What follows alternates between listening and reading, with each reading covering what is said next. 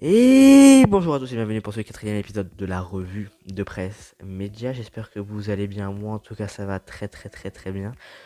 Gros programme aujourd'hui. On va parler bien évidemment comme chaque dimanche des infos médias de la semaine, des bilans des chaînes d'infos, le top et le flop de la TNT, et puis même pas de la TNT parce qu'on va... Si, de la TNT. Je vous donnerai un petit conseil de ce qu'il faut regarder, quelque chose d'une série magnifique.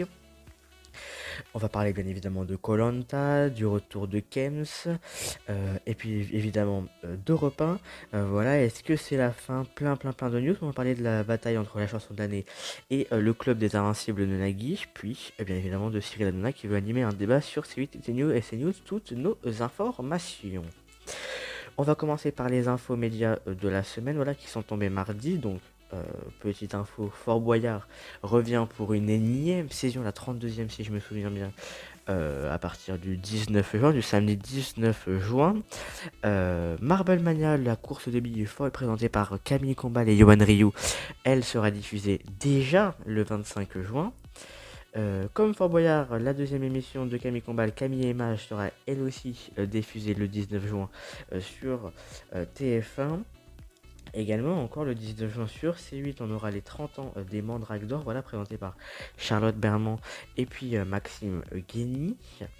Le retour de Stéphane Plaza en quotidienne avec Mieux chez soi. L'émission avait atteint des performances moyennes. Voilà, hâte de voir comment ça va se débrouiller. Ça sera à partir du 21 juin. Également Domino Challenge présenté par Stéphane Rothenberg et Issa Dombia à partir du 21 juin. C'est tous les jeudis. 24 juin, pardon, je suis con, 24 juin. Friends, l'épisode spécial des retrouvailles sera diffusé sur TF1 le 21 juin, plus 10 numéros seront diffusés à la suite. La soirée se terminera vers 4h du matin. Damien Fleureau quitte CNews et rejoint le service politique de TF1. Également, info qui est tombée aujourd'hui par Clément Garin, qui a été publié sur son compte Twitter. Non-Stop People s'arrêtera d'émettre. Quid des émissions telles que Evelyne Thomas? Quid des émissions telles que celle de Jordan Deluxe, voilà, qui fait un carton. Voilà, beaucoup de gens y vont, donc c'est que ça fonctionne pas mal.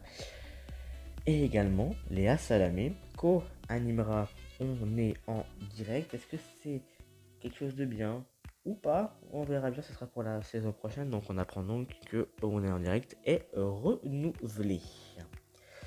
Au niveau du bilan des chaînes info, voilà, petite avance quand même pour BFM TV, aux alentours de 2,9% de part d'audience et CNews au niveau 4, 2,4%.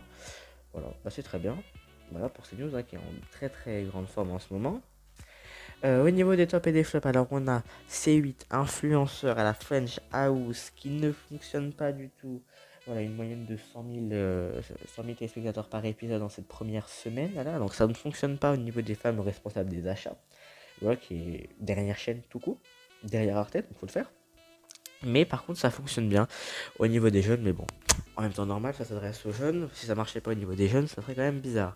Et puis France 5, le vendredi, qui ne fonctionne vraiment pas, qui a réuni que 147 000 téléspectateurs et 0,9% de PDA vendredi soir.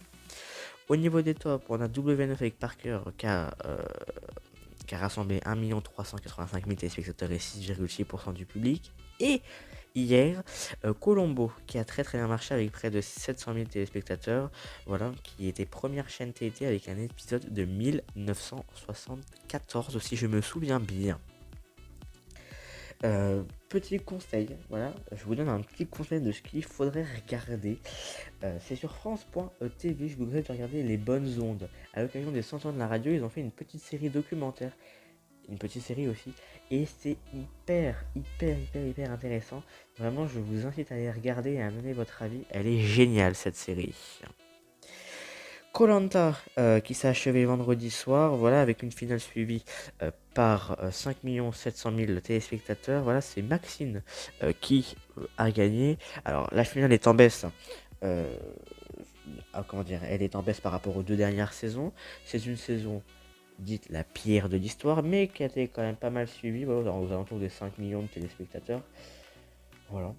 Le retour de Kems, saison 3, début assez timide, hein, 100 000 téléspectateurs en moyenne, 0,5% du public. C'est pas énorme, hein. Voilà, c'est pas énorme. Après, si ça plaît à Canal+, c'est ben allons-y quoi. Également, la fin pour Europe 1, on ne sait pas, voilà. Après les départs annoncés de Julien Bugier, Pascal Clark et Anne Romanoff, on a également des gens sur la sellette comme Patrick Cohen, Olivier Delacroix, Jimmy Mohamed et Mélanie Gomez pour l'émission Sans Rendez-vous. Et puis on sait déjà que Eva Rock quitte la station pour rejoindre France Inter. Voilà, donc on verra bien ce que ça va donner. Pas mal de départs de repas. Est-ce que c'est dû à Bolloré? Voilà, sachant que les audiences sont pas mal en berne. Les chiffres d'affaires, on n'en parle pas. À voir, à voir, à voir. De toute façon, on vous dira toutes les infos dès qu'on aura les audiences radio qui vont tomber, je crois, d'ici pas très très longtemps. Mais bon, en espérant que la station est bien, donc en espérant que ça remonte, quoi. Moi, j'ai de l'affection pour Europe 1, c'est vrai que j'aimais bien le budget, c'est vrai que j'écoutais un petit peu. Bah, je suis déçu. Hier s'affrontait la chanson de l'année versus le club des Invincibles. Au niveau de la chanson de l'année, c'est Florent Pagny et Patrick Fury avec la chanson J'y vais, qui a été élue chanson de l'année. Voilà. Alors, c'est une mini déception parce que ça a rassemblé que 3,4 millions de téléspectateurs. Alors, tout le monde a adoré le show. Voilà, c'est vrai que c'était un show fantastique. J'ai regardé un petit peu, mais pas tout. Mais c'est vrai que l'ouverture de l'émission était magistrale, vraiment un très très beau travail. Et puis le club des Invincibles qui a fait un plutôt très très bon lancement. Voilà, 2,6 millions de téléspectateurs et 13,3% de part d'audience. Ça a plutôt bien marché pour un jeu sur France 2, un samedi surtout. Et puis le concept est bien et drôle, voilà, et les candidats sont attachants.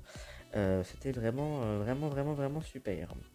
Également, Cyril Hanouna aimerait animer un débat sur C8 et diffuser en même temps sur CNews. Est-ce que ça vous plairait? Est-ce que c'est pour vous une bonne idée? Dites-moi tout dans les commentaires. On sait déjà également que Cyril Hanouna restera sur C8 l'année prochaine parce que voilà, c'est même presque sûr, sinon ça serait déjà annoncé. On sait également que le 6 à 7 avec Casta, Benaïm et Bernard Montiel sera de retour. Ils feront une semaine chacun, donc en pré-access. Les audiences sont satisfaisantes, aux alentours de 300 000 téléspectateurs, un peu moins que la première partie d'Apprendre ou à laisser. Mais ce qui fait que, étant donné qu'il n'y a pas à Apprendre ou à laisser, bah, ça dynamise TPMP, vu qu'avant on tournait autour des 1 million, 1 million 2. Là on tourne autour des 1 million 4, 1 million 6, ça fait plaisir. Voilà, c'est tout pour ce bilan de cette semaine. Également, petit scoop, samedi prochain, 18h, nouvelle interview qui sort. Michael Zolto-Broda a accepté de répondre à la question, le célèbre journaliste du Parisien qui publie généralement pas mal de news de médias. Trop cool, trop heureux. Je le remercie encore, je sais pas s'il va écouter, mais en tout cas trop content. Donc ça c'est samedi 18h, et puis bien évidemment on se retrouve dimanche prochain à 19h comme d'habitude sur YouTube, sur Spotify, sur n'importe quelle plateforme de streaming. Voilà, c'est tout pour moi. Salut!